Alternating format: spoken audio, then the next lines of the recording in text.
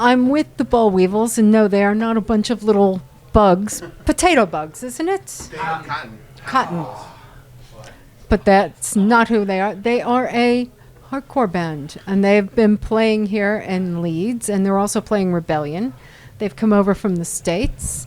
And how's it been so far for you guys? Great. Amazing. Yeah. Amazing. It was Incredible. fun. So much fun. I've never been off the North American continent, so this has been. You went to, yeah, you're right. You've Nope, never been off the North never. American continent. So doesn't get any better than this.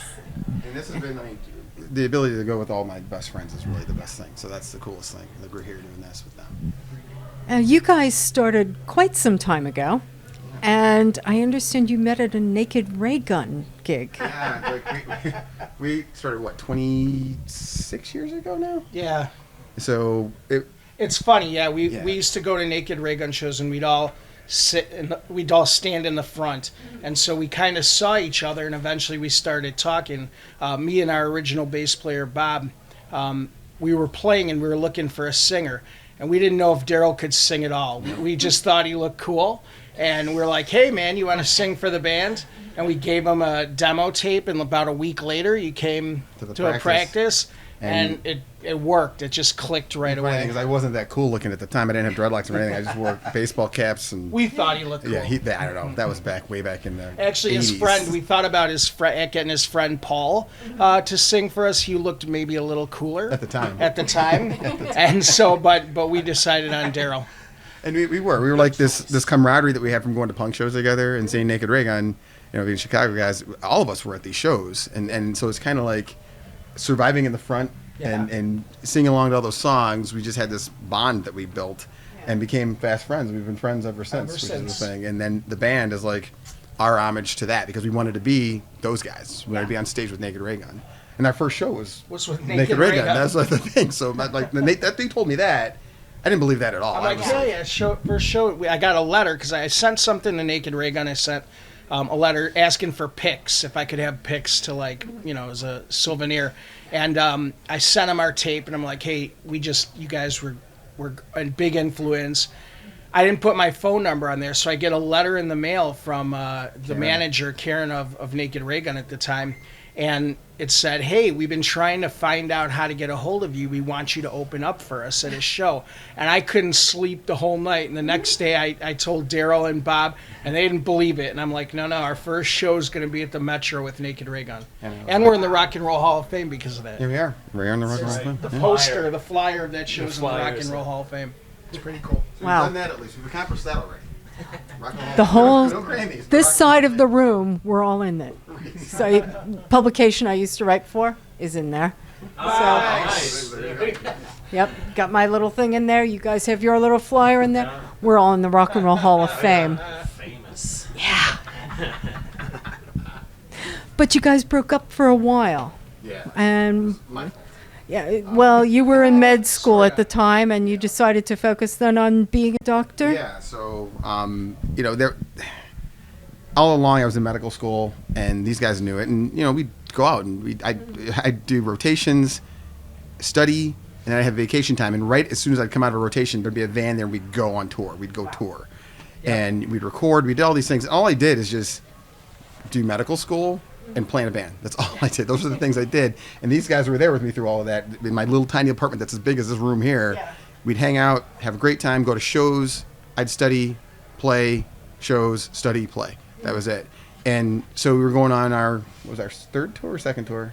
It was maybe fourth tour. Yeah, so we were going on another tour, and I had to start residency at the time. So I was done with medical school, and I kept kind of saying that I don't know if the time's going to be right to do this, but I never really emphatically said I couldn't go. It was the longest tour we were going to do, and we booked it, actually. Right. Did I book that? You did. And so he kind of was wishy-washy about when he was going to leave the tour. So we ended up playing, I believe it was El Paso, Texas. And after the show, he's like, I gotta catch a plane, guys. And so we finished. We did about 6 shows without Daryl, and they were bitter and angry. Yeah, we were a little bitter at that time. Yeah. And rightfully so. I wasn't forthcoming enough on it, and and that they came back, and then we had a big show in Elgin at that the big show they had there. Yeah. And I played the show with them. I just came out of hey, they came from tour, they went and did all the battling, and I just came in. Let's go play. I'm the conquering hero. Let's go play a show. Getting all the accolades and things, and they were pissed. they were pissed. I was probably not so pissed, actually. I thought it was fun. I was glad you were singing, because I had to sing a couple songs on that last few things, and it was not good. Yeah. They're like, who are you guys? Are the Bollweevils coming, or what?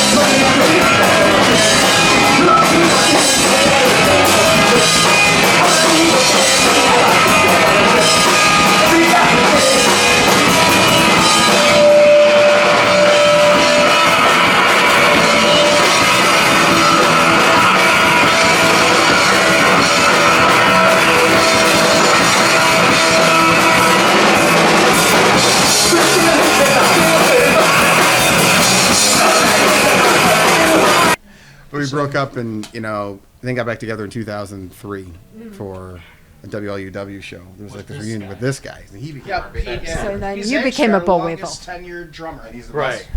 best guy. So I'm I've just been, going I was to fortunate pull up enough a chair. to hop on board, in 03. Been doing it ever since. Yeah. No regrets. For better or for worse. Right. I wasn't in the band at that, but I was mad that you did the thing.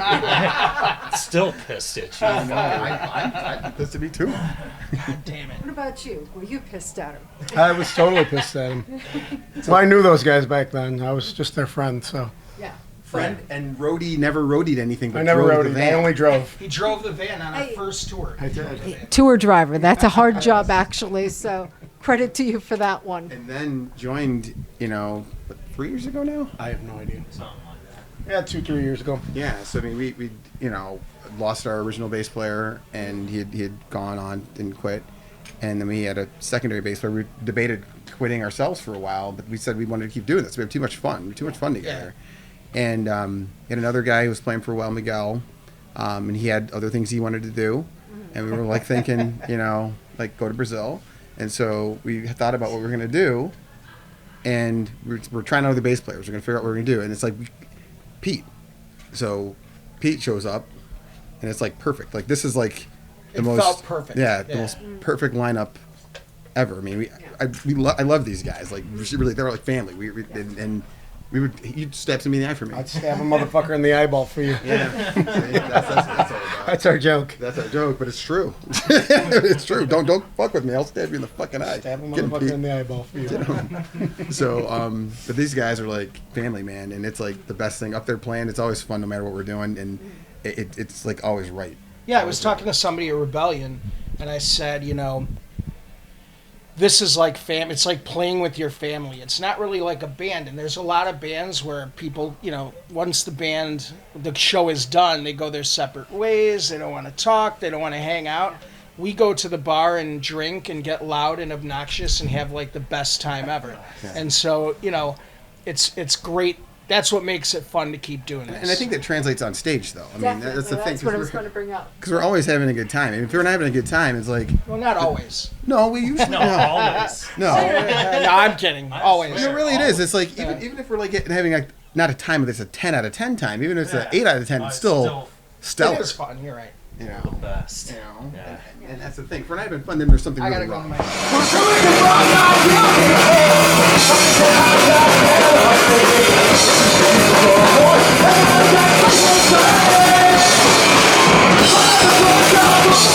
my.